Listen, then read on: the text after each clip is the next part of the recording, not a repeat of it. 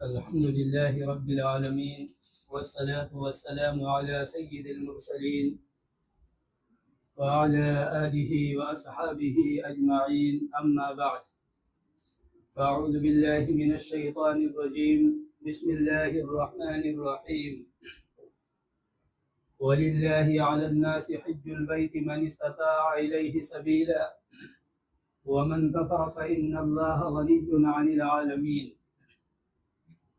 وقال النبي صلى الله عليه وسلم: الحج المبرور ليس له الجزاء إلا الجنة، أو كما قال النبي صلی اللہ علیہ وسلم.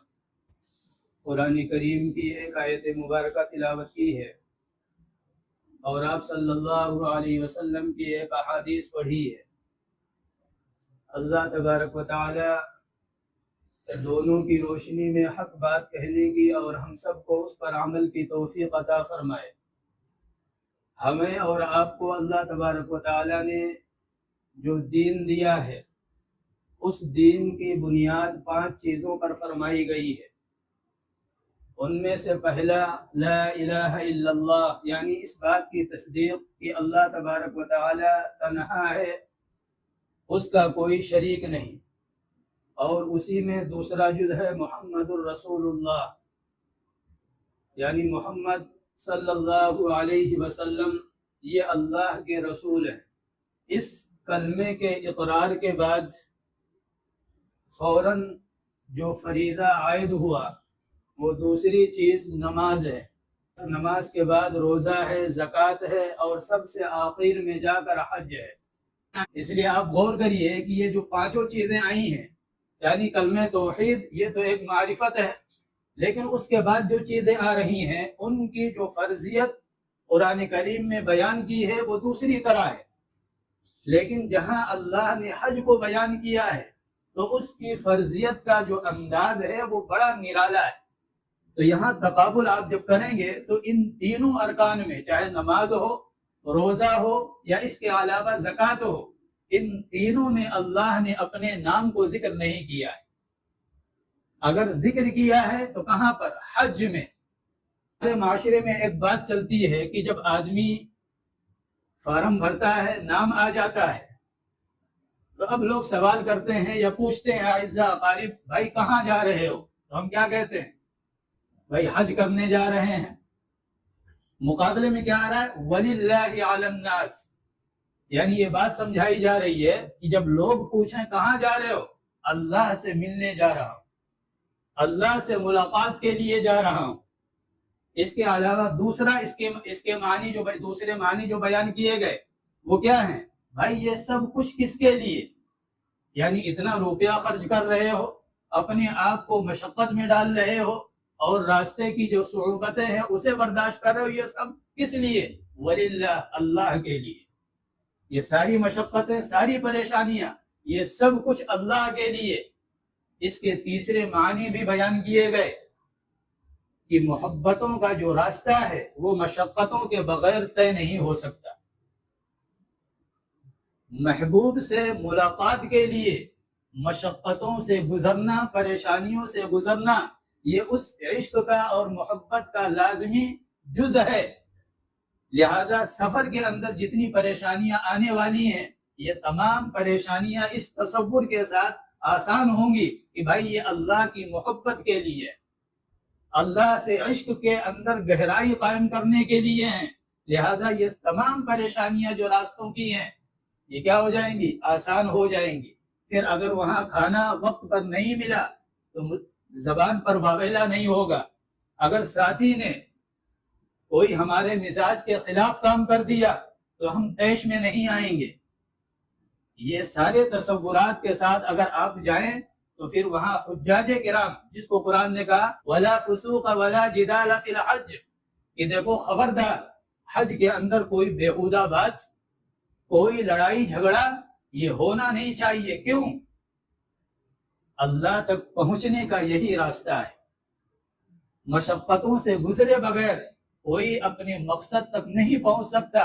تم اللہ سے ملنے کے لیے آئے ہو، حج اللہ کے لیے کر رہے ہو، محبت کے اندر گہرائی چاہتے ہو، تو یہ جو پریشانیاں آ رہی ہیں ان تمام کو خندہ پیشانی کے ساتھ برداشت کرو۔ اس لیے اللہ تبارک و تعالیٰ نے اپنے نام کو ذکر کیا کہ یہ تصور ذہن و دماغ میں بٹھا کر آنا کہ یہ سارا کچھ جو ہے یہ اللہ کے لیے۔ اس کے بعد آگے اللہ تبارک و تعالیٰ نے اس جملے میں کیا فرمایا؟ علی الناس، آپ بتلائیے کہ کیا تمام لوگوں پر یعنی دنیا میں بسنے والے جتنے انسان ہیں ان تمام پر حج فرض ہے؟ ظاہر سی بات نہیں ہے، فرض ہے صرف مسلمانوں پر، لیکن لفظ قرآن علی المسلمین استعمال نہیں کر رہا ہے، بلکہ لفظ جو قرآن لا رہا ہے وہ وَلِلَّهِ عَلَى النَّاسِ، ناس سے مراد ساری انسانیت ہے، چاہے وہ کسی بھی مذہب کے ماننے والے ہو۔ یہ کیا ہے؟ ایک چاشنی یعنی اللہ کا جو تعلق ہے بندوں سے، اللہ جو محبت کرتا ہے اپنی مخلوق سے، اس کو ذکر کیا ہے، اور مراد یہاں علی الناس سے علی المسلمین ہے، اور علی المسلمین میں بھی تمام مسلمان نہیں ہیں، بلکہ آگے ذکر کر دیا وَمَنِ اسْتَطَاعَ إِلَيْهِ سَبِيلًا۔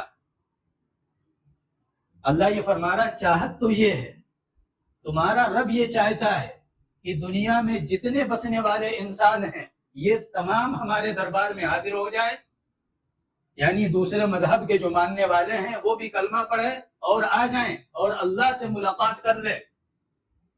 لیکن ان مسلمانوں میں بھی ان سے اللہ تبارک و تعالی مخاطب ہے من استطاع الیہ سبیلا، جو کیا ہے؟ صاحب استطاعت ہیں، جن کو اللہ تبارک و تعالی نے مال و دولت سے نوازا ہے، اور اسی طرح وہ صحت مند ہیں، بیمار نہیں ہیں، اور کوئی شرعی عذر ان کے ساتھ نہیں ہے، تو ایسے لوگوں کی طرف حج متوجہ ہے۔ لیکن جو الفاظ لائے جا رہے ہیں آپ دیکھیے کہ اللہ نے اپنی محبت کس طرح ظاہر فرمائی ہے ساری انسانیت کے ساتھ۔ اب ان الفاظ سے ذہن و دماغ میں یہ بات آ سکتی تھی کہ بھائی اللہ تبارک و تعالیٰ کو کوئی ضرورت ہے کہ اللہ تمام انسانیت کو دعوت دے رہا ہے کہ بھائی کلمہ پڑھتے ہوئے جو مذہب اسلام کو ماننے والے نہیں ہیں وہ بھی آ جائے؟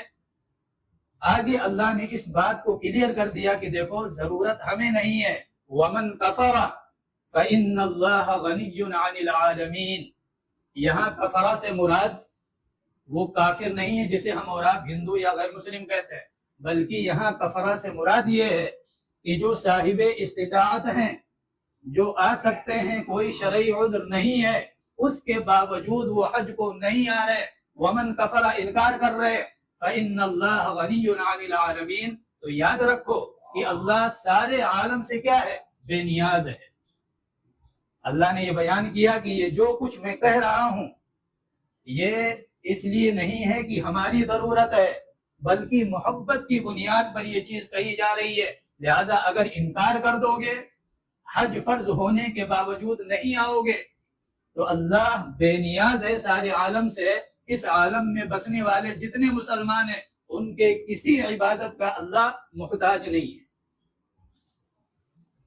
اب اس کے بعد یہاں یہ سمجھنا ضروری ہے کہ صاحب استطاعت کسے کہیں گے۔ سب سے پہلے جو صاحب استطاعت کا معاملہ ہے وہ صاحب استطاعت یہ کہ اللہ تبارک و تعالیٰ نے جو مال و دولت دی ہے ہمیں، وہ مال و دولت وہاں جانے کے جو اخراجات ہیں وہ پورے ہو سکتے ہیں اس مال سے، اور اسی طرح جتنے عرصے وہ وہاں رہے گا اتنے عرصے تک کا جو اخراجات کا معاملہ ہے یہ گھر والوں کو مہیا کروا دے، یعنی مثلا 40 دن جو جا رہا ہے تو 40 دن کے اخراجات یہ گھر والوں کا بھی وہ پورا کر کے جائے، اور اسی طرح جب سفر پہ نکل رہا ہے تو وہاں جتنے دن رہے گا سفر کے جو اخراجات ہیں یہ برداشت کرنے کی اس کے اندر طاقت موجود ہے، تو ایسے آدمی پر حج فرض ہو جاتا ہے۔ اگر نقد نہیں ہے، مثلا وہ زیورات کی شکل میں ہے لیکن مالیت اتنی ہے کہ دونوں اخراجات پورے ہو جائیں گے، اپنے بھی گھر والوں کے بھی، تو ان زیورات کو بیچ کر حج کرنا یہ لازم اور ضروری ہے۔ اگر آپ نے اس میں سستی کی، کاہلی کی اور خدا نخواستہ وہ زیورات بیماری کے نظر ہو گیا یعنی چور اچکوں کی نظر ہو گیا، یا کسی اور طریقے سے وہ جو ایک نصاب تھا آپ کے پاس وہ ضائع ہو گیا، تو آپ یہ نہ سمجھیں کہ بھائی اب اس کی فرضیت بھی ختم ہو گئی. نہیں، اب مرتے دم تک وہ جو ایک بار فرضیت ہوئی وہ مرتے دم تک آپ کی گردن پر کیا ہے، وہ لاگو ہے، وہ لگا ہوا ہے. لہذا ایسے آدمی کے لیے یہ ضروری ہوگا کہ مرتے وقت یہ وصیت کرے کہ بھائی ہمارے اوپر حج فرض ہوا تھا، لیکن سستی اور کاہلی کی وجہ سے یا مال کی محبت یا کسی اور عذر کی وجہ سے جو شرعی عذر نہیں تھا ہم نے حج نہیں کیا، اور پھر ہمارے پاس اتنے مال نہیں آئے کہ حج کر سکے. لہذا جب میں مر جاؤں تو اس صورت میں ہمارا جو ترکہ ہے اس ترکے میں سے حج بدل کرایا جائے. وصیت کرنا کیوں ضروری ہے؟ وصیت کرنا اس لیے ضروری ہے کہ اگر آپ نے وصیت نہیں کی تو اس صورت میں ورثہ کے اوپر لازم نہیں ہوگا. یعنی وہ جانتے ہیں کہ باپ کے اوپر حج فرض تھا، اس نے نہیں کیا ہے اور وہ دنیا سے چلا گیا، لیکن چونکہ وصیت نہیں کی تو اب اس صورت میں جو ورثہ ہیں بیٹوں کی شکل میں ہو یا کسی اور شکل میں، ان کے اوپر حج بدل کرانا یہ لازم اور ضروری نہیں ہے. ہاں لازم اور ضروری اس وقت ہوگا جب آپ وصیت کر کے مریں، لیکن ہاں وصیت کریں اور پھر اس وصیت میں سے جو ثلث ہے اس ثلث سے آپ کے حج کی جو ادائیگی ہے وہ پوری کی جا سکے، تب ورثہ کے اوپر لازم ہوگا، ورنہ لازم نہیں ہوگا. مثلا ایک موٹی مثال کی حج کے اخراجات مثلا 1,00,000 روپے ہے. 1,00,000 روپے ہے نہیں لیکن ایک مثال دی جا رہی ہے. 1,00,000 روپے ہے، آپ نے 3,00,000 روپے چھوڑے اور آپ نے ساتھ میں وصیت بھی کر دی ہے، تو اب اس صورت میں جو ورثہ ہیں ان کے اوپر لازم ہوگا کہ وہ حج بدل کرائیں، اس لیے کہ 1,00,000 اخراجات ہے اور یہ ثلث ہے. لہذا ثلث میں وصیت آپ کی نافذ ہو جائے گی اور آپ کا حج بدل ورثہ کے اوپر کرانا لازم ہوگا. لیکن آپ نے چھوڑا ہے 2,00,000 روپے اور حج ہو رہا ہے 1,00,000 روپے میں، تو یہ تو نصف ہے، ثلث نہیں ہے. اس میں کیا ہے، حج بدل آپ کا نہیں کرایا جا سکتا، اس میں کچھ کمی ہے. اب ورثہ کا یہ احسان ہے، یہ بیٹوں کا احسان ہے کہ وہ اگر چاہے تو اس کے اندر کچھ روپے پیسے ملا کر باپ کی طرف سے حج بدل کرا دیں، ہو جائے گا. اور اگر نہیں کرائے تو یہ گنہگار نہیں ہوں گے، ان کے اوپر لازم اور ضروری نہیں ہوگا. لہذا یہ ایک مرتبہ جب گردن پر آ گیا تو یہ مرتے دم تک یہ اترتا نہیں ہے. لہذا جب حج فرض ہو تو پہلی فرصت میں کوشش یہ کرنی چاہیے کہ بھائی یہ فریضہ ہم ادا کر دیں، آگے مال و دولت نہ رہے یا زندگی نہ رہے تو ایک اہم رکن اپنے گردن پر لے کر ہم دنیا سے رخصت ہو جائے. اس کے علاوہ معاشرے میں کچھ غلط فہمیاں بھی ہیں. غلط فہمیاں یہ ہیں کہ بھائی جو پہلے اپنے معاملات ہیں ہم انہیں سلجھا لیں، بعد میں کیا ہے حج کریں گے. مثلا ہم مکان بنا لیں، اپنا ذاتی مکان ہو جائے، اس کے بعد حج کریں گے. بیٹی یا بیٹوں کی شادیاں ہو جائیں، اس کے بعد ہم حج کریں گے. اس لیے کہ اگر حج میں ہم نے ان روپیوں پیسوں کو لگا دیا تو پھر آگے جو ہمارے معاملات ہیں ان کے اندر کیا ہے، تنگی پیدا ہو جائے گی. یہ تمام کیا ہیں، فضول خیالات اور بیہودہ اور واہیات وساوس ہیں. اسلام میں ان کا کوئی اعتبار نہیں. اور حج یہ آج سے نہیں بلکہ ہزاروں سال سے آتا چلا آ رہا ہے. آدم علیہ السلام سے یہ کہانی شروع ہوئی ہے اور آج تک اور قیامت تک یہ جاری رہے گی. لیکن آپ تاریخ اٹھا کر دیکھیے، کہیں یہ بات نہیں ملے گی کہ حج کرنے کی وجہ سے بندہ مفلس ہو گیا، غریب ہو گیا. آج تک ایک مثال آپ دکھلا نہیں سکتے. حالانکہ کہانی چل رہی ہے آدم علیہ السلام سے، لیکن اس کے برعکس آپ کو سینکڑوں مثالیں ملیں گی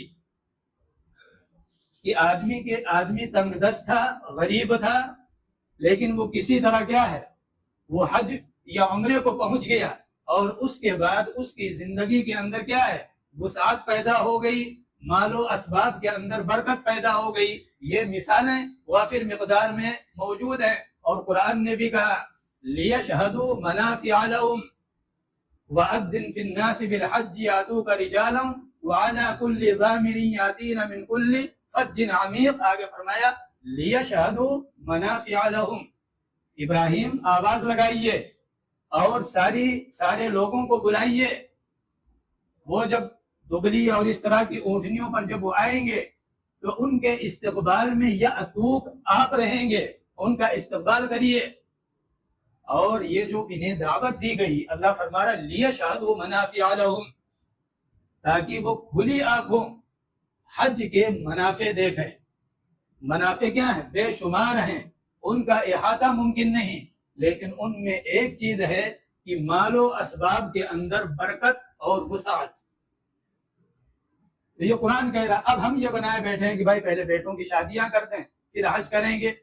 بھائی بیٹوں کی شادیاں اس سے پہلے ہو سکتا ہے آپ ہی کا کیا ہو، انا للہ و انا الیہ راجعون ہو جائے. تو بیٹوں کی شادیاں بھی نہیں کر پائے اور ایک اہم فریضہ گردن پر لے کر اللہ کے یہاں پہنچ گئے. اللہ کے نبی صلی اللہ علیہ وسلم نے اتنی سخت بات ارشاد فرمائی کہ جس شخص پر حج فرض ہو گیا اور اس نے حج فرض ادا نہیں کیا تو آپ نے فرمایا فَلْيَمُتْ، کوئی پرواہ نہیں، وہ مر جائے، ان شاء یہودیًا او نصرانیًا، یعنی وہ یہودی ہو کر مرے یا نصرانی ہو کر مرے، اللہ کو کوئی پرواہ نہیں. سیدنا حضرت عمر رضی اللہ تعالیٰ عنہ فرماتے ہیں کہ جو شخص حج فرض ہونے کے باوجود حج کی ادائیگی میں کوتاہی اور سستی کی وجہ سے پیچھے رہ گیا تو آپ نے فرمایا وہ یہودی ہو کر مرا ہے یا نصرانی ہو کر مرا ہے، وہ اسلام پر اس کی موت نہیں آئی. تو یہ سخت وعیدیں موجود ہیں. لہذا یہ جو بےہودہ اور لچر خیالات ہیں کہ پہلے اپنے ذاتی مکانات ہو جائیں، بیٹوں کی شادیاں ہو جائیں، بیٹیوں کے ہاتھ پیلے ہو جائیں، اس کے بعد ہم حج کو جائیں گے، اسلام میں یہ سارے جو عذر ہیں ان کی کوئی حیثیت نہیں ہے. حج فرض ہوا، پہلی فرصت میں آپ حج کریے اور حج سے واپسی کے بعد ان تمام معاملات کو سلجھانے کی کوشش کیجیے. اس کے علاوہ ایک شوشہ یہ بھی چھوڑا جاتا ہے معاشرے کے اندر کہ بھائی ابھی ماں باپ نے حج نہیں کیا ہے، ہم کیسے کر لیں. یا ایک شوشہ یہ بھی چھوڑا جاتا ہے کہ بھائی اگر آپ نے عمرہ کیا تو حج فرض ہو جائے گا. بہت سے لوگوں کی زبانوں پر یہ ہوتا ہے کہ بھائی عمرہ اگر ہم نے کر لیا تو ہمارے اوپر حج فرض ہو جائے گا. بھائی عمرہ الگ ہے، حج الگ ہے. عمرہ کرنے سے حج کی فرضیت آپ کی طرف متوجہ نہیں ہوتی. جب آپ صاحب استطاعت ہوں گے اس صورت میں حج فرض ہوگا. اور جو دوسری بات کہی جاتی ہے کہ ماں باپ حج نہیں کیے ہوئے ہیں اور ہم حج کر لیں تو ہمارا حج کیسے ہوگا، یہ بھی کیا ہے، فضول بات ہے. بھائی ہر آدمی اپنے اپنے فرائض کا جواب دہ ہوگا.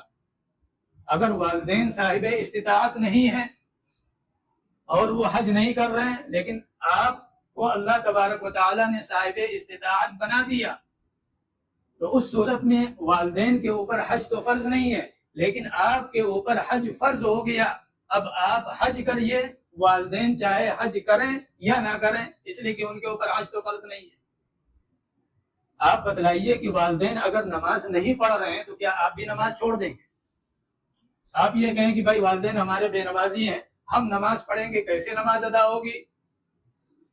تو یہ کوئی عقل مند انسان اس کو قبول کرے گا کہ بھائی کیا واہیت بات بک رہے ہو؟ بھائی والدین اگر سستی اور کاہلی کر رہے ہیں تو والدین کی گرفت اور پکڑ ہوگی. ایسا تو نہیں کہ والدین اگر کوئی جرم کر رہے ہیں تو اس جرم کی وجہ سے تم جو فرائض انجام دو گے وہ فرائض کسی قابل نہیں ہوگا. نہیں، بلکہ والدین اگر نماز نہیں پڑھ رہے ہیں، روزہ نہیں رکھ رہے ہیں، زکوٰۃ نہیں دے رہے ہیں تو وہ گناہ ان کے گردن پر ہوگا. آپ یہ نہیں کہہ سکتے کہ بھائی وہ روزہ نہیں رکھ رہے ہیں تو ہم روزہ رکھیں گے، کیسے ادا ہو جائے گا؟ وہ نماز نہیں پڑھ رہے ہیں، ہم نماز پڑھیں گے تو کیسے ادا ہو جائے گی؟ یہ تمام فضول اور واہیات باتیں ہیں. والدین کے اوپر اگر حج فرض ہے، وہ نہیں کر رہے ہیں، ان کی گرفت ہے. نہیں فرض ہے تو کوئی گرفت نہیں ہے. لیکن آپ یہ کہیں کہ بھائی ہمارے اوپر تو حج فرض ہے لیکن ابھی والدین حج نہیں کیے ہوئے ہیں تو ہم حج کیسے کریں؟ تو یہ ایسے ہی ہے کہ بھائی والدین نماز نہیں پڑھ رہے ہیں، ہم کیسے پڑھیں؟ والدین زکوٰۃ نہیں دے رہے ہیں، ہم کیسے دیں؟ والدین فلاں نیکی کو انجام نہیں دے رہے، ہم کیسے دیں؟ یہ فضول اور بیہودہ باتیں ہیں، اسلام میں ان کی کوئی حیثیت نہیں۔ اس کے علاوہ ہمارے معاشرے کے اندر ایک بات اور چلتی ہے، وہ بات یہ چلتی ہے بسا اوقات، اور کچھ مناسب بھی لگتی ہے، لیکن کچھ لوگوں کے اندر مطلب عجیب جراثیم ہوتے ہیں، یا یوں کہیے کہ وہ ماحول اور معاشرے سے اور اسی طرح جو اسلام مخالف وساوس چھوڑنے والے حضرات ہیں ان کے پروپیگنڈے سے اتنے متاثر ہوتے ہیں کہ وہ اس میں تشدد کرتے ہیں۔ مثلا زبان پر چلتا ہے کہ بھائی اللہ کے نبی صلی اللہ علیہ وسلم نے ایک حج کیا ہے اور فلاں مالدار صاحب ہیں وہ ہر دوسرے تیسرے سال حج کرتے ہیں۔ تو اس حد تک تو یہ بات صحیح ہے کہ بھائی اللہ کے نبی صلی اللہ علیہ وسلم نے زندگی میں ایک ہی حج ادا فرمایا ہے، یعنی حج کی فرضیت کے بعد، لیکن نبوت ملنے سے پہلے آپ جب سیرت طیبہ اٹھائیں گے تو نبوت ملنے سے پہلے آپ نے ہر سال حج کیا ہے۔ اس کے بعد نبوت جب مل گئی ہے، نبی آپ کو بنا دیا گیا ہے، اس کے بعد بھی آپ نے ہر سال حج ادا کیا ہے، حالانکہ حج ابھی فرض نہیں۔ اب یعنی عرب ہو اور پھر قریشی ہو اور حج کا سیزن آئے اور حج میں شریک نہ ہو، یہ تصور نہیں کیا جا سکتا، اس لیے کہ یہی حضرات مسجد حرام کے متولی اور ذمہ دار تھے، لہذا آپ نے ہر سال حج کیا ہے۔ لیکن جو اہل مکہ نے ابراہیمی حج کے اندر جو دنیا بھر کی خرافات شامل کر دی تھی، مثلا ننگے طواف اور تالیاں بجانا، سیٹیاں مارنا، ان تمام بیہودہ جو رسم و رواج تھے ان سے آپ صلی اللہ علیہ وسلم دور تھے، ان چیزوں میں ملوث نہیں تھے، لیکن حج آپ نے ہر سال کیا ہے۔ اس کے بعد جب آپ صلی اللہ علیہ وسلم ہجرت کر کے آپ مدینہ طیبہ تشریف لائے، تو اب مدینہ طیبہ تشریف لانے کے بعد سن 8 ہجری میں مکہ فتح ہوا اور سن 8 ہجری میں حج کی فرضیت آئی۔ تو سن 8 ہجری میں جب حج کی فرضیت آئی اور اسی سال مکہ فتح ہوا، لیکن ایک معاملہ تھا جو عربوں کے اندر تھا اور وہ پیچھے سے چلا آ رہا تھا، وہ یہ کہ جو اشہر حرم ہیں، جو 4 مہینے ہیں، محرم، ذی قعدہ، ذی الحجہ، محرم اور رجب، یہ 4 اشہر حرم کہلاتے ہیں، ان کے اندر جنگ و جدال، قتل و قتال، لڑائی جھگڑا، فساد، یہ ساری چیزیں حرام تھی۔ لہذا وہ حضرات جب لڑتے اور جنگ کسی نتیجے پر پہنچنے والی ہوتی اور اگلا مہینہ شروع ہوتا، جو کیا ہوتا اشہر حرم میں اسے ہوتا، تو وہ کیا ہے، کبھی دنوں کو بڑھا دیا کرتے تھے، کبھی یہ کہتے تھے کہ بھائی اس بار محرم جو ہے یہ سفر کے بعد آئے گا، یعنی پہلے سفر آئے گا اس کے بعد محرم آئے گا۔ یہ اس طرح کے معاملات وہ کرتے تھے جس کو قرآن نے کہا انما النسیء زیادۃ فی الکفر۔ اب جو 8 ہجری میں حج ہو رہا ہے وہ 29 ذی الحجہ کو ہو رہا ہے، یعنی اسلامی حکومت قائم ہو گئی ہے، مکہ فتح ہو گیا ہے، اور لیکن اس کے باوجود اس غلط تاریخ میں اللہ کے نبی صلی اللہ علیہ وسلم نے حج کو ہوتے ہوئے دیکھا، آپ نے منع نہیں فرمائے، چھیڑ چھاڑ نہیں۔ اب اگلا مہینہ جو اگلا سال جو آ رہا ہے وہ ہے جس میں حج ہو رہا ہے 19 ذی الحجہ کو، یعنی سن 8 ہجری میں جو حج ہو رہا ہے وہ 29 ذی الحجہ کو، اور جب سن 9 ہجری آئی تو اس میں حج ہو رہا ہے 19 ذی الحجہ کو۔ سن 9 ہجری میں آپ صلی اللہ علیہ وسلم نے سیدنا حضرت ابو بکر صدیق رضی اللہ تعالی عنہ کو امیر حج بنا کر بھیجا، 300 آدمیوں کا وفد دیا اور ان کو امیر بنایا اور فرمایا جاؤ حج کرا کر لاؤ، آپ نے خود ارادہ نہیں کیا۔ جب حضرت ابو بکر صدیق رضی اللہ تعالی عنہ مدینہ طیبہ سے نکل گئے اور جا کر ذوالحلیفہ میں آپ نے قیام کیا، تو اب آپ نے حضرت علی کو بلایا۔ حضرت علی رضی اللہ تعالی عنہ جب تشریف لائے تو آپ صلی اللہ علیہ وسلم نے ان سے فرمایا کہ تم بھی حج کے قافلے میں شامل ہو جاؤ اور وہاں جا کر اب کچھ اعلانات کرنے ہیں، ان اعلانات کو کر دو تاکہ اگلے سال سن 10 ہجری میں جو حج آ رہا ہے وہ 9 ذی الحجہ کو آ رہا ہے، اس 9 ذی الحجہ میں حج کا ارادہ میرا ہے اور میں حج کروں گا، اس کے لیے زمین ہموار کر دو۔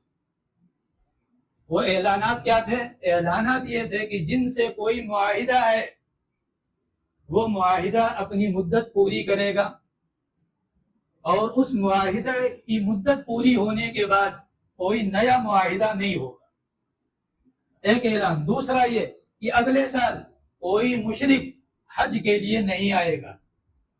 اب یہاں صرف اہل ایمان اس فرض کی ادائیگی کے لیے آئیں گے، اور اس کے بعد آپ نے فرمایا جو لوگ وہاں پر ہیں ان کے لیے لازم اور ضروری ہوگا کہ اتنے مہینے بعد وہ یا تو مسلمان ہو جائیں یا حرم کو خالی کر دیں، اور اگر وہاں ملیں گے تو صرف تلوار سے بات کی جائے گی۔ تو آپ اندازہ لگائیے کہ تدریج اور تربیت ان دونوں کے پیش نظر آپ صلی اللہ علیہ وسلم نے 2 سال یعنی سن 8 ہجری اور سن 9 ہجری میں غلط تاریخوں میں حج کو ہوتے ہوئے دیکھا، لیکن تعرض نہیں فرمایا۔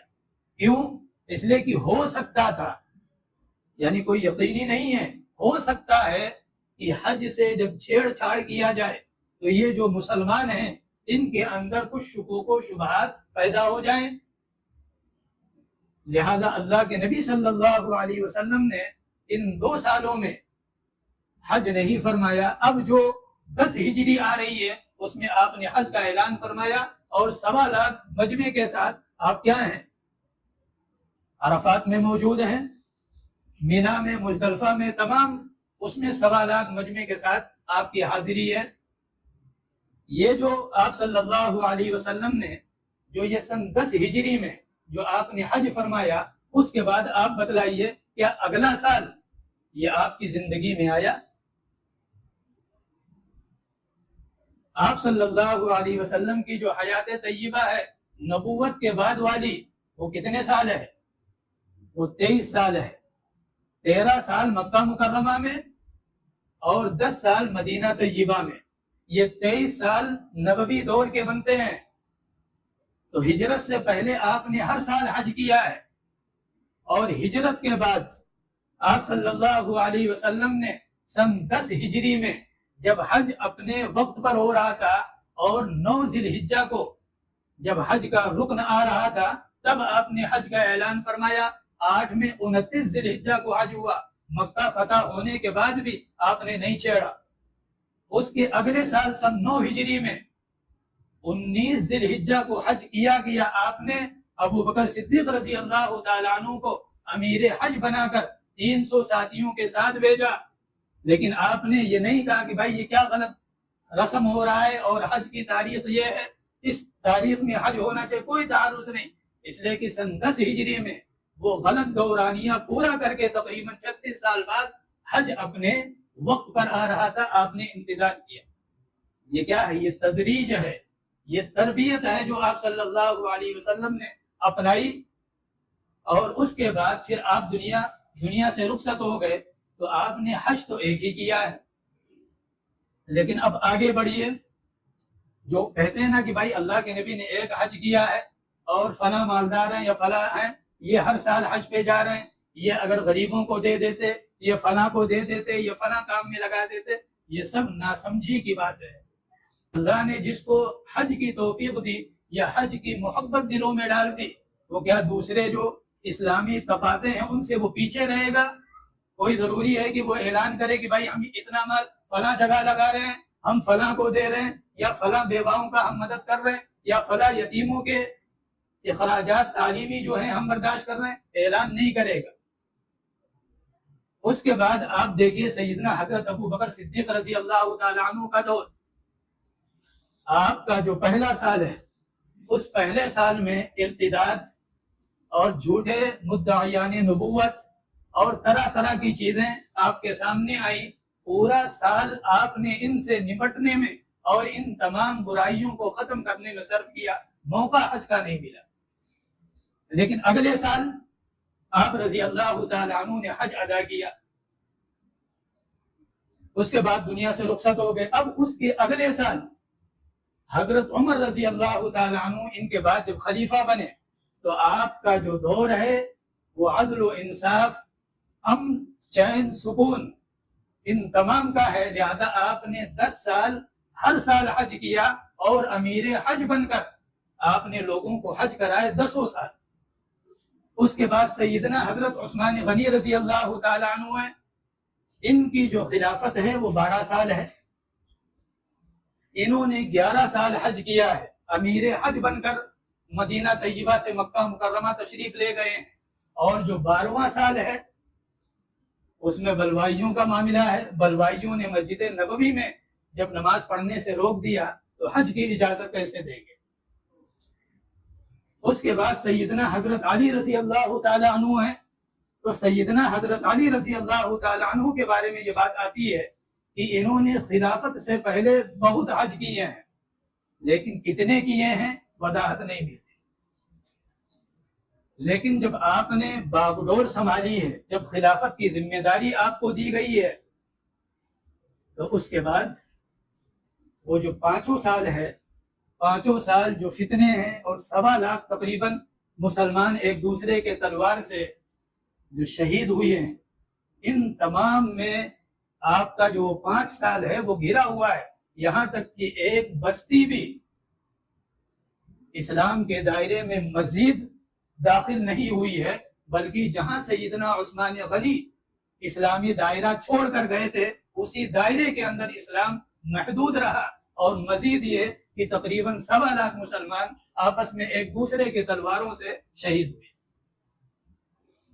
اس کے بعد سیدنا حضرت حسن رضی اللہ تعالیٰ عنہ ہیں، انہوں نے 20 حج مدینہ طیبہ سے پیدل چل کر ادا کیے ہیں، 20 حج، یعنی سواری پر نہیں، بلکہ آپ مدینہ طیبہ سے پیدل روانہ ہوتے اور مکہ مکرمہ پہنچتے اور وہاں جا کر حج کرتے۔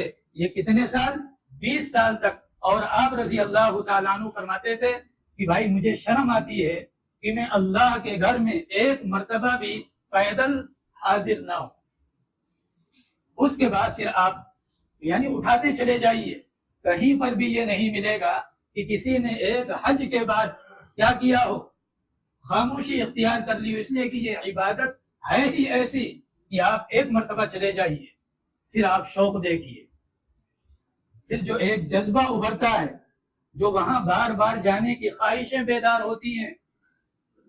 تو اب جو صاحب استطاعت ہیں، جن کو اللہ نے مال دیا ہے، وہ کیا ہیں؟ وہ بڑی آسانی سے چلے جاتے ہیں، اور جو غربا ہے وہ تڑپتے رہتے ہیں۔ لیکن جو ان دونوں سے خالی ہے، یعنی نہ جذبہ ہے اور نہ حج کا جو یہ رکن ہے اس کا کوئی ذائقہ انہیں ملا ہے، تو وہ صرف سوال کرتے ہیں کہ بھائی ہر سال حج کرتے ہیں یا اتنے وقفے کے بعد حج کرتے ہیں، یہ پیسہ ضائع کر رہے ہیں۔ تو ظاہر سی بات ہے آپ اپنی زندگی ضائع کر رہے ہیں۔ اللہ تبارک و تعالی ہم سب کو کہنے سننے سے زیادہ عمل کی توفیق دے۔ وآخر دعوانا الحمدللہ۔